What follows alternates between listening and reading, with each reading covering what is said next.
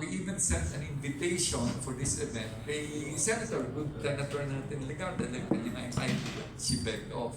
And Chairman originally said, yeah, I'd like to go to that, but alam mo naman si Chairman, mahirap ang mga schedules niya, no? So, although it's still open for him, pero ang nag-commit na for us si Kong Ed Haiko. Kong Ed will be going as the special guest namin doon, no?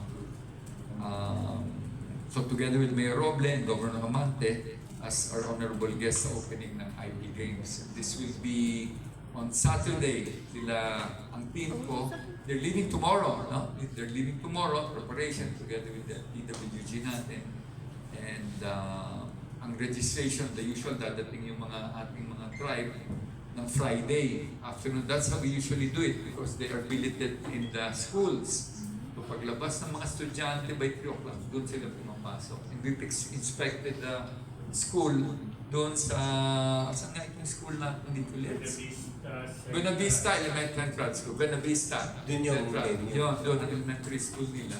Maganda kasi they have a field nila doon ng oval nila. Pero ano pa yun? Lupa pa yung kanilang oval doon. Pero kompleto, they have a diagram na where sayang wala akong diagram na dala. And talagang kung saan nila ilalagay yung game na ano nga dito yun? Yung yes po po. Ano po yung mga games mga pa na games nilalaro? na, Yan. Yan ang maganda. ito, no? So, the identified games na nilalaroin nila, Oo. pintig.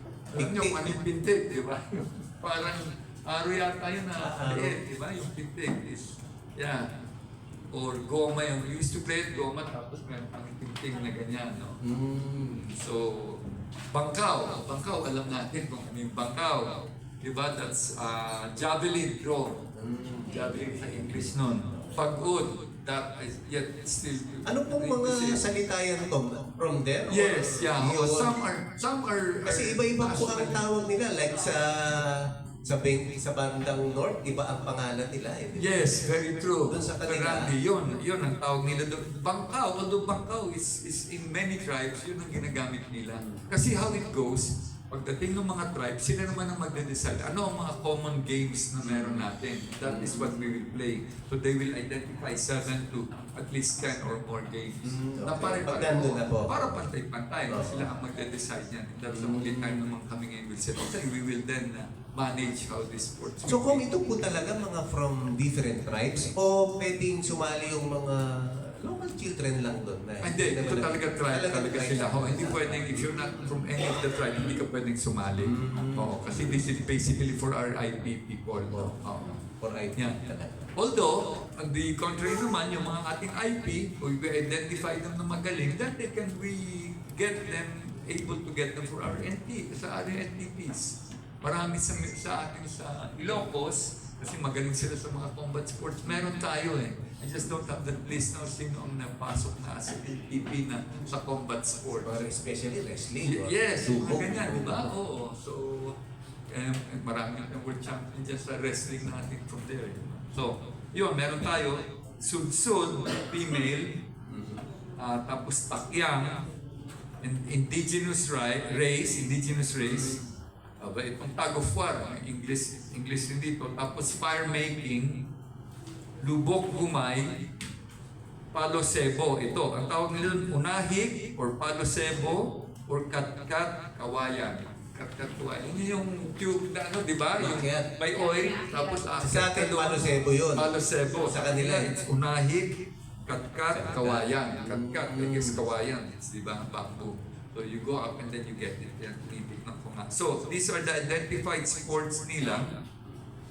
And then other than that, ang usual natin, meron doon IP Games photo contest for our mga avid, mga professional, o mga local na kukuha, sasali nila sa contest doon.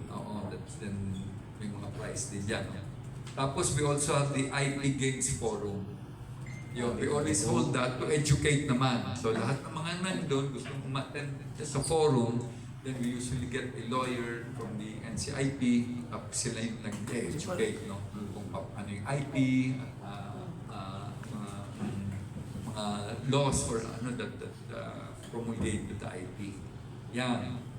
So then we go to saan naman gagawin yun? So Buenavista, ito pala, Central Elementary School sa Buenavista, Agusan del Norte. Yung Mindanao natin.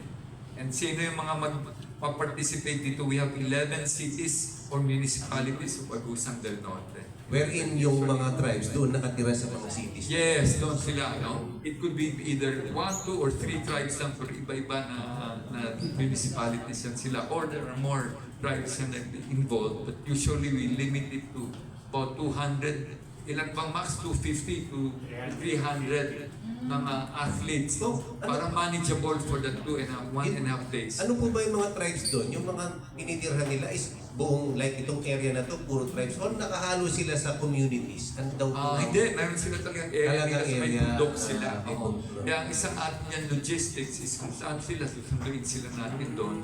Then the LGU, kung saan sila located, magpro-provide ng vehicle, bus, or minibus or jeep long for them. And then, but we provide assistance by providing gas for them. No? Yun ang ating partnership with the LGU. Usually ganon. So, going to that mga involved na mga cities where we have these tribes, we have Nasipit, Las Nieves, yung Buenavista, Cabadbaran City, Carmen, Habonga, Tubay, Santiago, Itcharao, Remedio T. Romualdez, and Butuan City. So it even goes as far as Butuan, that's about 2 hours, 3 hours, so sinasali. No?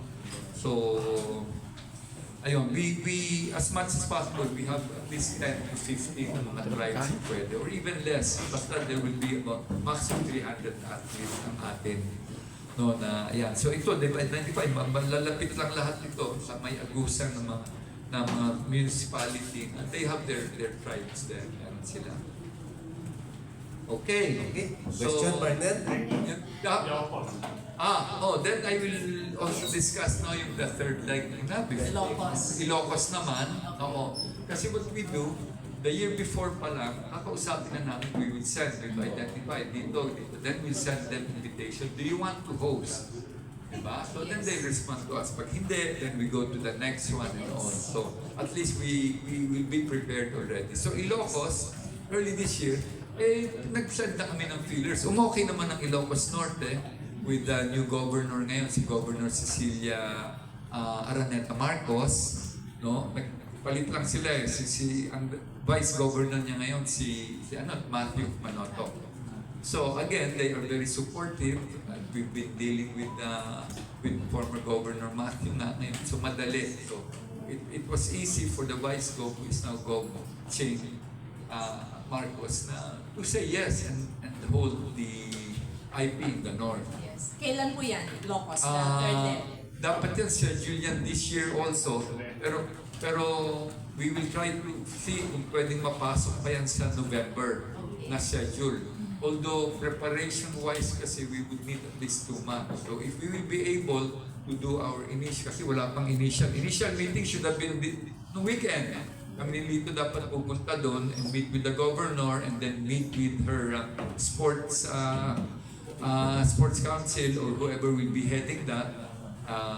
Yun na, we can do the usually kasi we would have at least 3 meetings, initial courtesy call and meeting of officials, and 2 would be the working group nila doon together with the tribe, and then 3 would be the final na preparation for the game, and then the actual game will be the 4th. So we don't know if we will be able to hold itong ating IP sa Ilocos, but as much as possible we would like na magawa yung lahat na within the year. So baka may window kami between SEA Games at saka itong sa December 1st week. But we will discuss that. We'll let you know kung kailan yan. Yes. Okay, Kong, meron bang mga